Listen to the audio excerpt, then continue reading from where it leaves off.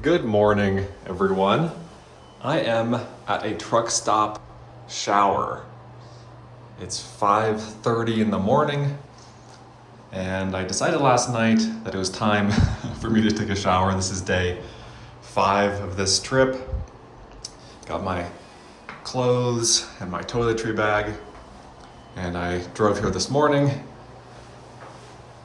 and it's $7 to take a shower here. So let me take care of this, and then I'll meet back up with you guys over at the trailhead.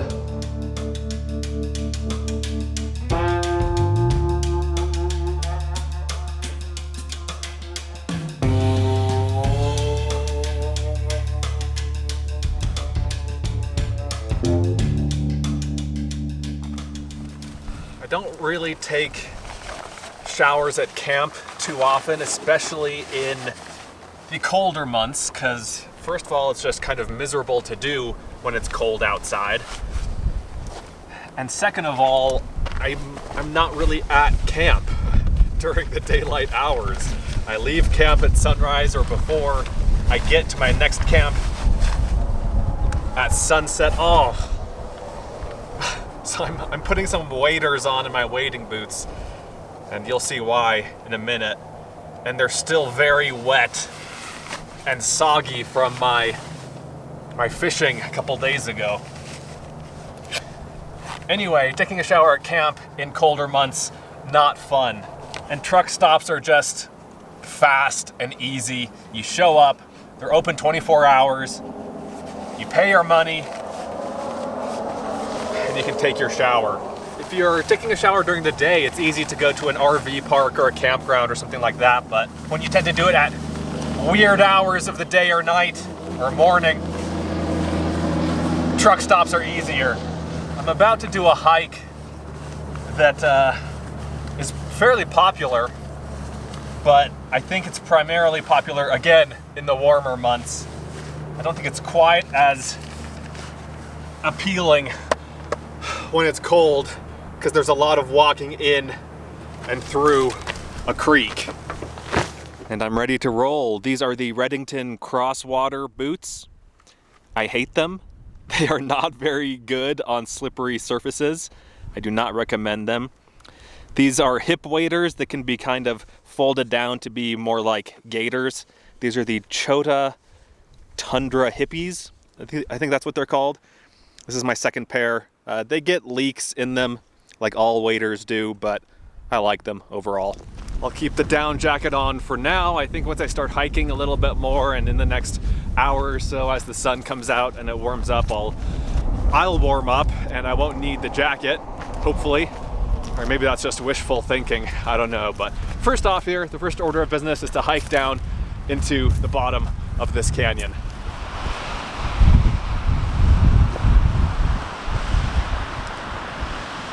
We've got some artificial waterfalls down at the bottom of the canyon. I'm guessing this is for erosion control reasons. I don't know, but we're heading further up the canyon. And then somewhere up here, we're gonna hang a left.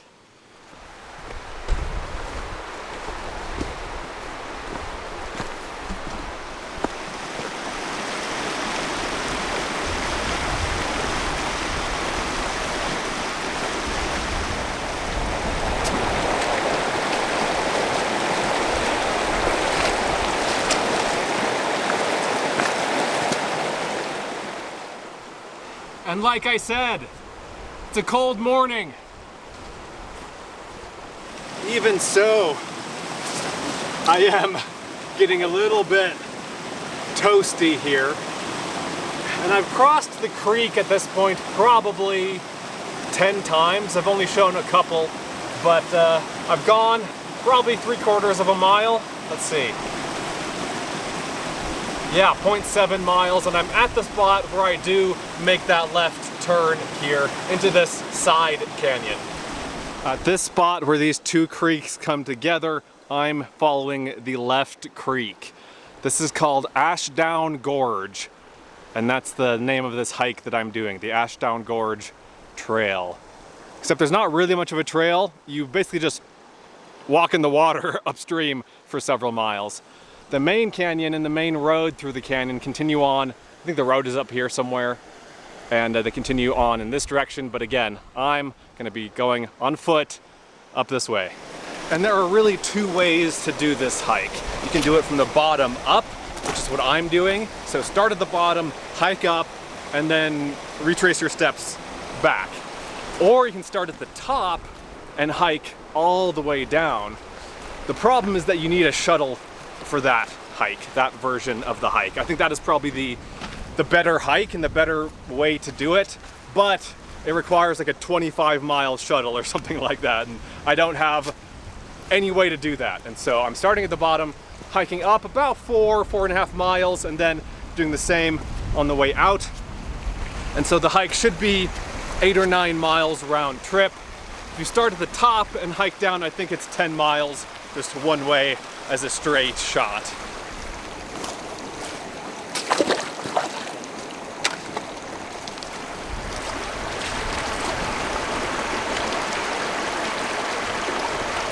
This is a beautiful hike.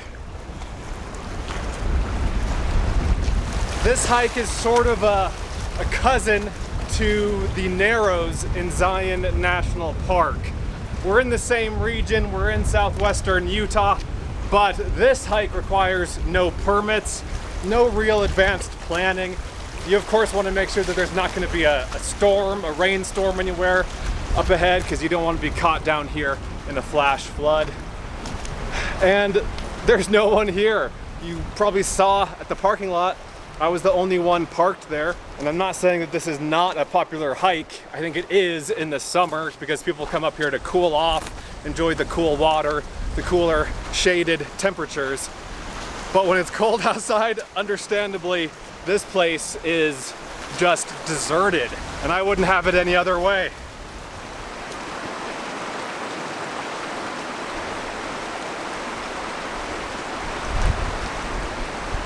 Okay, there is supposed to be a natural arch somewhere around here. In fact, it should be right above me, but I don't see anything. It's just sheer cliff. So maybe at this upcoming bend in the canyon, I'll have a better view.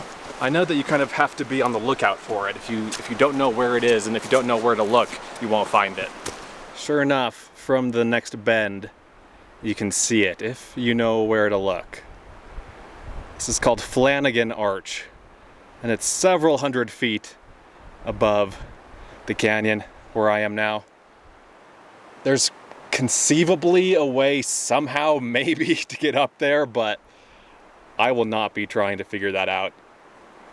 It is not easy country to traverse down here. Look at all the cliffs and everything you'd have to negotiate to get up there. Look at all of this tree carnage that's amassed here over the years.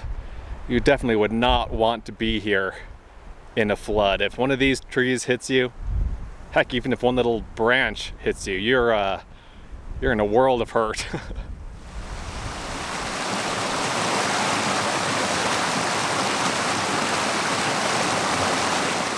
Look at this, big overhanging canyon walls. And again, definitely reminiscent of the subway or the Narrows in Zion National Park.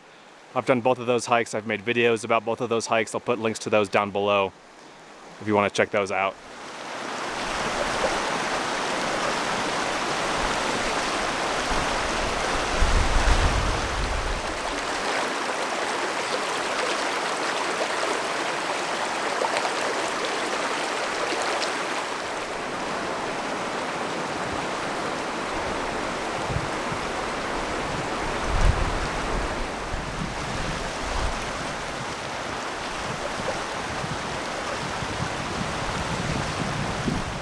I just came around the corner and saw this and gasped audibly. That's an incredible little freestanding tower over there. Let's go get a closer look. And it's about time for a break, so I might as well stop here to enjoy the sights. This rock formation is called Tom's Head, and it marks the spot where this canyon splits into two. There's one smaller canyon on the left side of Tom's Head and one smaller canyon on the right side of Tom's Head. I'm going to be going up both of these just a little ways. So far, let's see how far I've gone.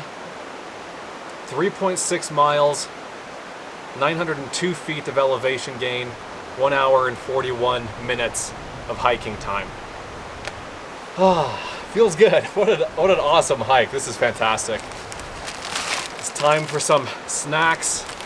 I've got beef jerky and trail mix and protein bars, all the usual kind of boring hiking stuff, but it's a beautiful place to have some boring food.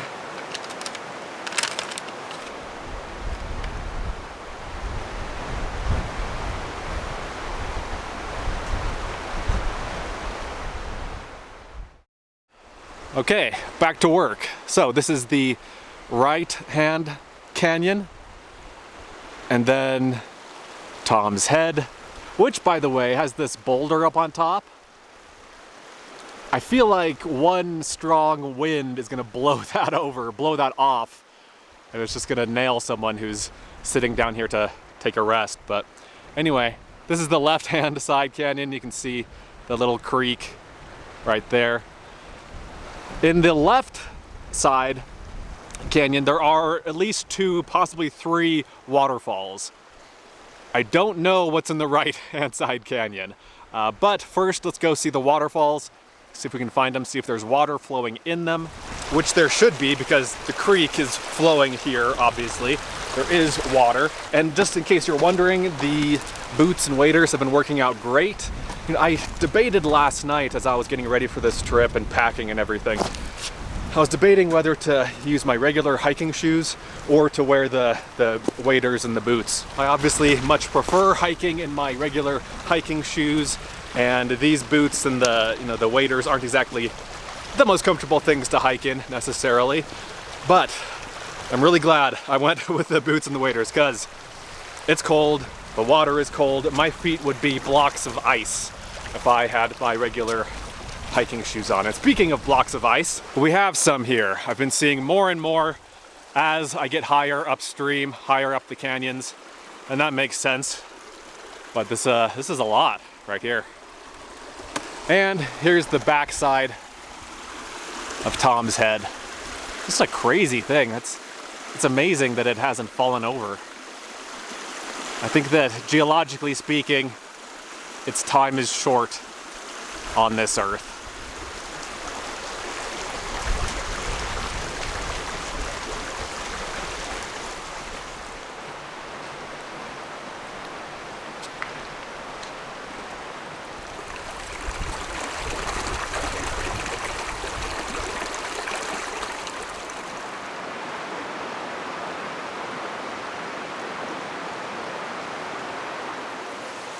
If this were in Zion National Park, it would be one of the most popular hikes in the park.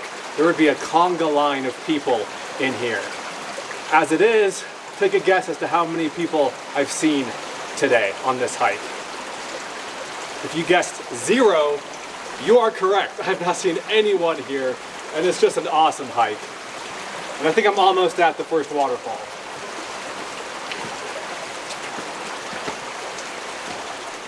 We've reached yet another fork in the canyon. Both forks here have waterfalls in them.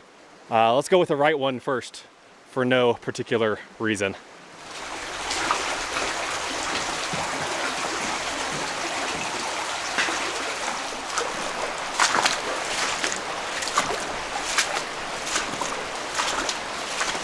I'm almost there. I think it's just around the corner. I can hear the waterfall. I can hear the water raining down. Oh, wow.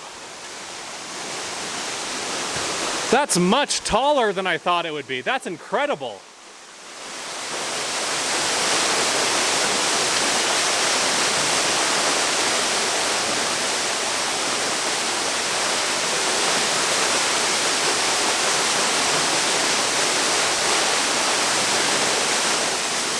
I am blown away.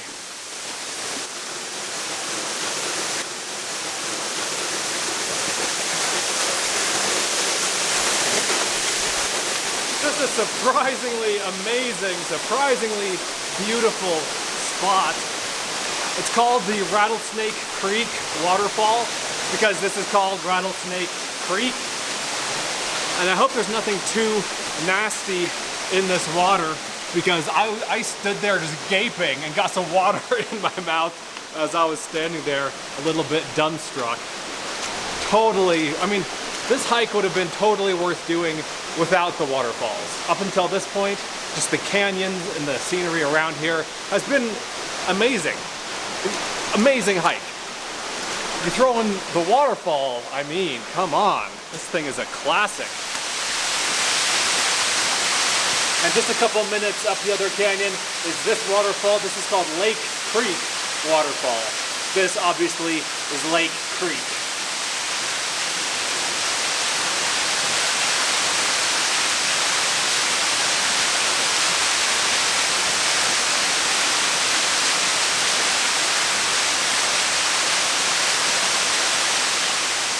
There's this little cave or grotto behind the waterfall.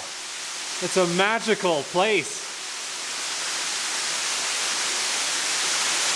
And the roof is just giant boulders. The ceiling is boulders. And again, you just gotta hope they're not gonna come down when you're in here.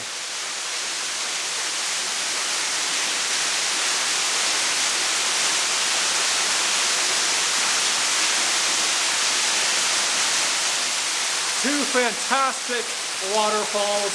Each one would absolutely be worthy in its own right as a hike. But again, both of them together with the Narrows, just awesome. So I said that there were possibly two waterfalls in this canyon, and I think there are, but I don't think you can actually get to the second one. I think there's an upper, sorry, I think there's some water on the lens here. I think there's an upper waterfall that maybe you can get to via another route, but I mean, there's no way to exit the canyon here. This canyon is sheer cliff on either side.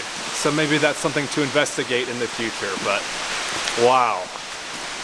Wow, you know, I've been thinking as I've been doing this hike, and by the way, I'm turning around, I'm heading back out to the car. And let's see the distance here, the time in the distance. 5.4 miles. 2 hours, 48 minutes. That's what we've been doing here. I've been thinking, is this hike as good or better than the Narrows and the Subway? Both of those, of course, are world-class hikes in Zion National Park. I think the only bad thing you can say about this hike is that it's not as colorful, not quite as colorful as those two much more famous hikes. The walls here are beautiful, but they're not that rich red the Zion National Park is known for. This is more of a sandy color, tans, browns, blacks, khaki, that kind of thing. But apart from that, this is up there. I mean, it's probably in third place. It's probably after those two hikes, but it's not far behind. This is a really, really awesome hike. It's now not even 10:30. It's still early in the morning, but I have a couple hours of hiking to do to get back out to the car. I'll film a little bit between here and there just to get some different angles of these narrow canyon passages that I'm passing through. But apart from that, once I get back to the car, I'm gonna drive for an hour and a half, maybe, to the southeast. And depending on how hungry I am, we might stop in town and get some food, or we might just go on to the next adventure.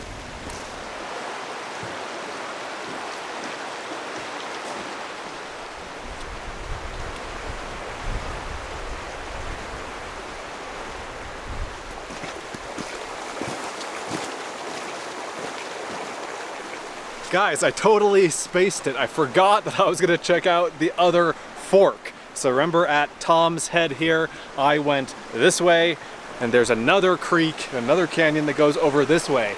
Completely forgot about it, but I am gonna go check that out. I don't know if there's a waterfall up this way. I don't have one marked on my map, but I do have a distinct turnaround point. So I got this GPS track that I'm following from, I think it was from All Trails, and it does show, you know, one path going off this way, and it shows a spot where that path ends, and it might end at a waterfall, or it might just be a convenient turnaround spot. I don't know, but let's see. Let's find out.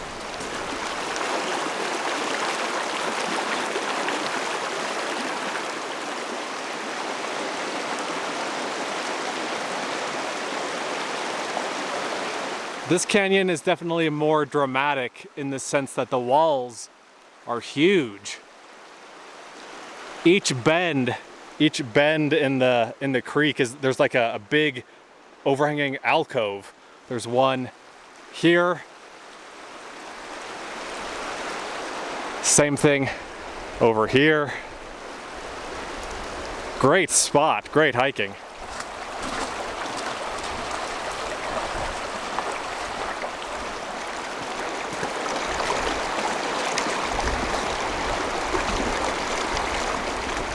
This looks so perfect. It looks artificial almost. It looks landscaped. Just this beautiful, tiny, crystal clear creek flowing through these almost manicured looking walls.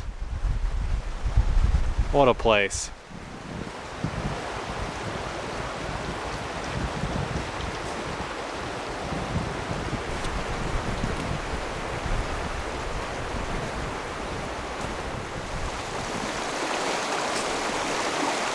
Okay, I think I know why the route ends here. Let me show you. This is the view looking upstream. The canyon has ended. Basically from here on up, it's just a creek flowing through the forest. Now, that doesn't mean it's not a pretty creek or that it's not worth continuing on, but I can see why the particular GPS track that I have ends here. And if we look downstream, it's kind of hard to tell what's going on here, but right here is where it flows into a canyon, where it starts to become a canyon again. This has just continued to be a fantastic hike. I think that if you have time for just one of the two major forks, I think you probably want to go with the other one, the one to the left of Tom's Head, because that one has the waterfalls in it, and those are pretty hard to beat, to be honest. But if you do have the time, it's definitely worth doing the right-hand fork that does have the bigger cliffs, the big overhangs. Both absolutely beautiful spots, both worth doing, again, if you have the time. And speaking of time, it's now 11:42. I've gone 8.4 miles, and I've been hiking for 4 hours and 11 minutes. From here, I'm gonna turn around, head back to the car. So again, like I was saying earlier, I'll hike back and then drive about an hour and a half, maybe get some food, or maybe go on another adventure. I'll see you guys down the road. It's 3 o'clock now, guys. I'm in a town called Kanab, which is sort of southeast of Zion National Park. It's just a few miles north of the Arizona border. I successfully made it back to the car, no real issues. I saw 4 other people hiking, 2 groups of 2, as I was on my way down, and both groups were pretty close to the trailhead. So I had that whole area all to myself for basically the entire morning, and it was awesome. Final stats on the hike, 13.02 miles, 5 hours, 51 minutes, with 2,489 feet of elevation gain. And then after getting back to the car, I drove about an hour and a half to where I am now in Kanab, and I'm gonna go eat some lunch, or I guess it's 3 o'clock, late lunch, early dinner at a Cuban restaurant. Kind of a weird restaurant to have in a little town in the middle of nowhere, but I'm excited. It's called Havana Cabana, which is a perfect name. Let me go inside and order, then I'll show you what I come out with. All right, I got this plate to go. This is called Mojo Marinated Chicken with black beans and rice and fried plantains, some pico and salsa. Then I also got a Nutella cream cheese pastry, which is delicious. Somehow I think this is not traditional Cuban fare, but I'm not complaining. So I'm gonna eat this and go find a campsite, and I'll let you know how it was.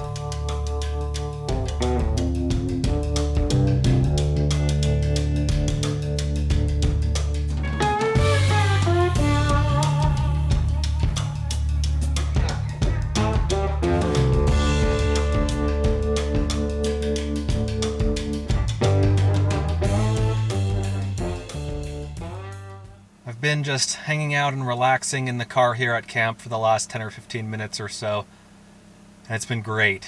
Just letting that food digest, and the food was really good.